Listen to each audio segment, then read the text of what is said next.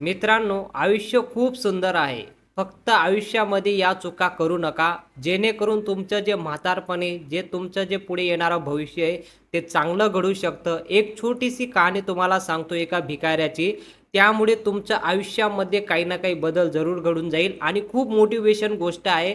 ही गोष्ट तुम्हाला दररोजपणे तुम्हाला समजेल, की मी जे काही चुकी करतोय, ती कशामुळे ते आपल्याला पुढे भविष्यात मला कसं नडतंय, ते मी कसं सुधारणा करू शकतो. एक छोटीशी कहाणी आहे भिकाऱ्याची, पूर्ण ऐका आता. एक भिकारी होता. तो दररोज जाऊन भीक मागायचा. कुणी काही दिलं तो घ्यायचा, अन्यथा फक्त आशीर्वाद देऊन निघून जायचा. एका सावकाराच्या दारात जाऊन रोज भिकारी भिक्षा मागायचा. पण सावकार मात्र बाहेर आल्यावर शिवीगाळ करायचा. सावकार भिकाऱ्याला म्हणायचा, जा मर, तू काम का करत नाहीस? आयुष्यभर फक्त भिकत मागत राहतो का? कधी कधी रागाच्या भरात त्याला ढकलून द्यायचा. पण भिकारी फक्त म्हणायचा, देव तुमच्या पापाला क्षमा करो. भिकारी एवढंच म्हणायचा, देव तुमच्या पापाला क्षमा करो. एवढं बोलून तो निघून जायचा. एके दिवशी मात्र त्या सावकाराला खूप राग आला. बहुतांश धंद्यात त्याला काहीतरी तोटा झाला असावा. तो भिकारी त्याच वेळेस भिक्षा मागायला आला. सावकाराने रागात थेट त्यावर दगड मारला. सावकाराने थेट त्यावर दगड मारला. भिकाऱ्याच्या डोक्यातून रक्त वाहू लागले. तरी तो, देव तुझे पापाला क्षमा करो असे म्हणून निघून गेला. भिकारी एवढं बोलून निघून गेला. सावकार रागातून थोडा शांत झाला आणि मग विचार करू लागला, मी त्याला दगड मारला, पण त्याने तरीही माझ्यासाठी प्रार्थना केली. यामागचं रहस्य काय असू शकते हे आपल्याला कळायला हवे. आणि तो त्या भिकाऱ्याच्या मागे लागला. भिकारी कुठेही गेला तरी सावकार त्याच्या मागे जायचा.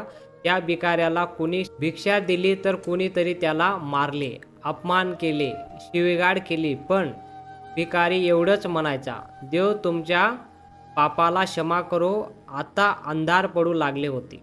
तो भिकारी परत स्वतःच्या घरी जायला निघाला. सावकार सुद्धा त्याच्या मागे होता. तो भिकारी आपल्या घरी परतला. एक तुटलेल्या खाट्यावर एक म्हातारी झोपली होती. ती ज्या भिकाऱ्याची बायको होती. तिच्या नवऱ्याला पाहताच ती उठली आणि पाहू लागली.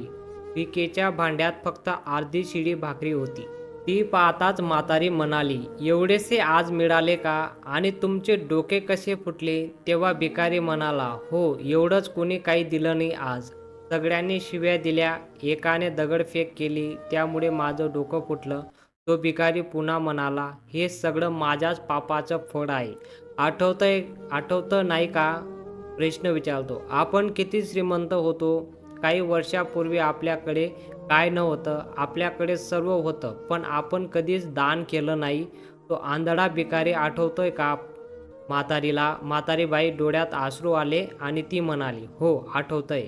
आपण त्या आंधळ्या भिकाऱ्याची कशी चेष्टा करायचो, भाकरीच्या जागी कोरे कागद कसे टाकायचो, त्याचा अपमान कसा करायचो, त्याला मारायचो आणि कधी ढकलून द्यायचो. म्हातारी म्हणाली. तेव्हा म्हातारा म्हणाला, हो मला आठवतंय सगळं किती छान होतं. आपण त्या आंधळ्या म्हाताऱ्यांना जेव्हा रास्ता दाखवायला सांगितलं तेव्हा कधीच मी त्याला रास्ता दाखवला नाही. आणि तेव्हा कधी तो भाकर मागायचा तेव्हा फक्त त्याला शिव्या द्यायचो.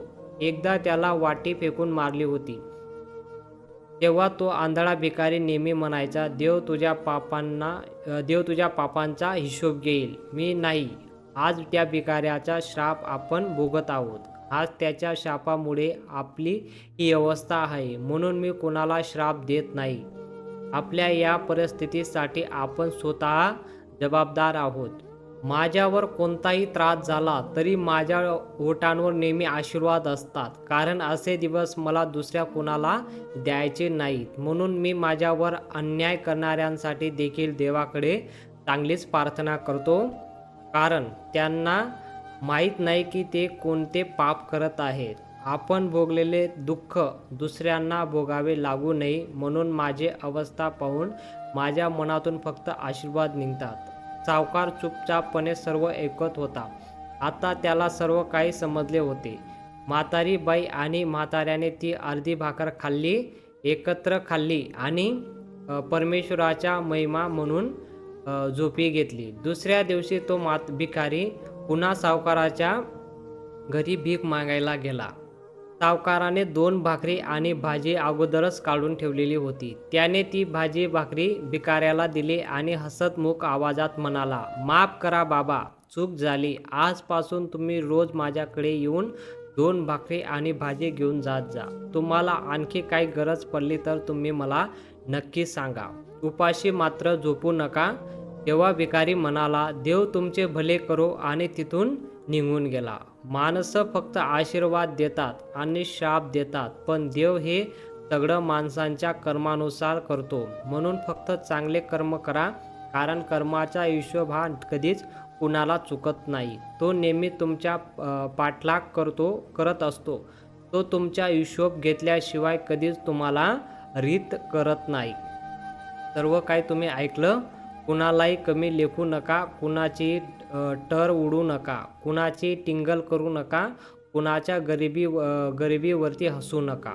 कधी कुणाचा पान उतारा करू नका, कारण नियतीचा पलटवार कधी होईल हे कुणाला सांगता येत नाही. तर अशी छोटीशी गोष्ट होती, छोटीशी कहाणी होती. यावरून आपल्याला समजतंय की आपलं कर्म आपल्याला कसं करायचं आहे.